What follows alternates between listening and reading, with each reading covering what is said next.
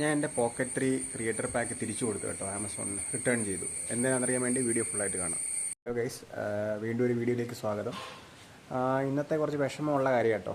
എന്താണെന്ന് വെച്ചാൽ നമ്മളെ ക്രിയേറ്റേഴ്സിനൊക്കെ ഏറ്റവും ആഗ്രഹമുള്ളൊരു സാധനമാണ് ഒരു DJ പോക്കറ്റ് 3 മേടിക്കുക എന്നുള്ളത്. അതിൻ്റെ ക്വാളിറ്റി കൊണ്ടും അതിൻ്റെ വീഡിയോ ഡൈനാമിക്സ് കൊണ്ടും ഒക്കെയാണ് എല്ലാവർക്കും അത് ഇഷ്ടം. ആ ഗിംബലിലേക്ക് എഫക്റ്റും സിനിമാറ്റിക് എഫക്റ്റും ഒക്കെ ഉള്ളതുകൊണ്ടാണ് നമ്മളതിൽ ക്രിയേറ്റേഴ്സ് എല്ലാം അത് മേടിക്കാനുള്ള ഒരു ആഗ്രഹം വരുന്നത് കേട്ടോ. പക്ഷെ എൻ്റെ കേസിൽ ആ ആഗ്രഹം സാധിച്ചു, പക്ഷേ അതിന് നേരെ നിന്നില്ല, അത് റിട്ടേൺ ചെയ്യേണ്ടി വന്നു. അപ്പോൾ ഞാൻ കഴിഞ്ഞ ദിവസം 2 ദിവസം മുന്നേ ഒരു പോക്കറ്റ് 3 ക്രിയേറ്റർ പാക്ക് എനിക്കൊരു ഓഫറൊക്കെ കിട്ടി കേട്ടോ ആമസോണിൽ നിന്ന്.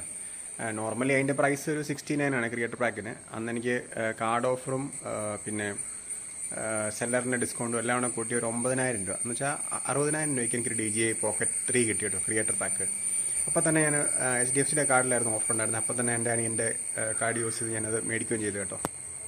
മേടിച്ച് കഴിഞ്ഞു വരാൻ നല്ല ഡിലേ ഉണ്ടായിരുന്നു. ഒരു 1 വീക്ക് 1.5 വീക്ക് ഓർഡർ ചെയ്തിട്ട് 1.5 വീക്ക് കഴിഞ്ഞപ്പോഴാണ് സാധനം വന്നപ്പം പാക്കേജ് ഇച്ചിരി നനഞ്ഞായിരുന്നു. ആമസോണിൻ്റെ ഡെലിവറി ചെയ്ത ദിവസം ആമസോൺ എനിക്ക് ആ പാക്കേജ് ഡെലിവറി ദിവസം കുറച്ച് പാക്കറ്റ് നനഞ്ഞായിരുന്നത്.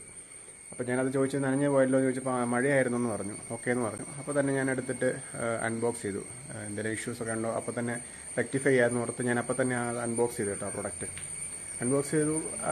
പുറത്തെ കോട്ടിങ്ങിലൊക്കെ മഴയൊക്കെ നനഞ്ഞിരിക്കുകയായിരുന്നു. ഇതെല്ലാം കഴിഞ്ഞ് നമുക്ക് കറണ്ടും ഇല്ലായിരുന്നു, അതുകൊണ്ട് കറക്റ്റായിട്ട് നോക്കാനും പറ്റുന്നില്ലായിരുന്നു. നമ്മുടെ എല്ലാ സാധനങ്ങളും അൺബോക്സ് ചെയ്ത് ജസ്റ്റ് ചെക്ക് ചെയ്ത് കഴിഞ്ഞ് പിറ്റേ ദിവസം രാവിലെ ആയപ്പോൾ ഞാൻ രാവിലെ അത് എല്ലാം സെറ്റപ്പ് ചെയ്തു കേട്ടോ. ഫോണൊക്കെ ആയിട്ട് പെയർ ചെയ്തു, എല്ലാം സെറ്റപ്പ് ചെയ്തു.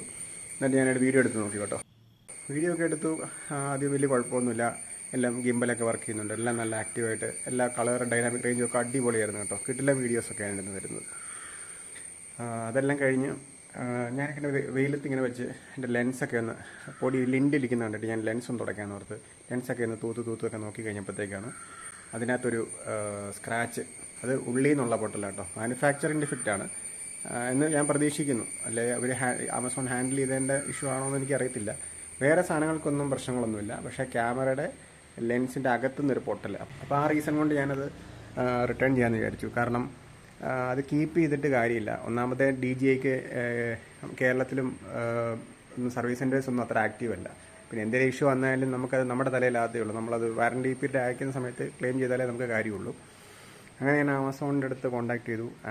ആമസോണിൻ്റെ കസ്റ്റമർ സപ്പോർട്ടിലെ പുള്ളി ഭയങ്കര ഹെൽപ്ഫുള്ളായിരുന്നു കേട്ടോ. പുള്ളി പറഞ്ഞു ആ പ്രൈസിന്, ആ ഓഫർ പ്രൈസിന് ഈ സാധനം ഇപ്പോൾ അവൈലബിൾ അല്ല, വീണ്ടും 69-70 എത്തി.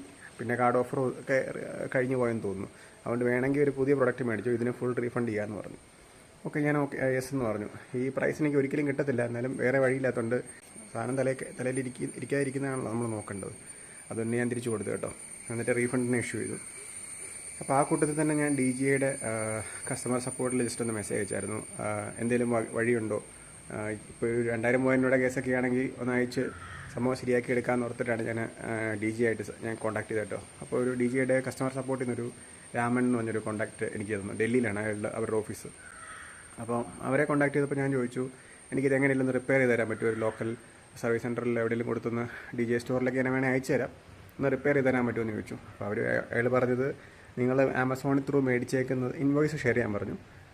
ആമസോൺ ത്രൂ മേടിച്ചേക്കുന്ന സെല്ലർ ഓതറൈസ്ഡ് അല്ല, അതുകൊണ്ട് നിങ്ങൾക്ക് വാറണ്ടി പോലും കിട്ടാനുള്ള ചാൻസ് ഇല്ലെന്നാണ് പറഞ്ഞത്. അപ്പോൾ അങ്ങനെ ഒരു ഇഷ്യൂ ഞാൻ ഇങ്ങനെ നോട്ടീസ് ചെയ്തു.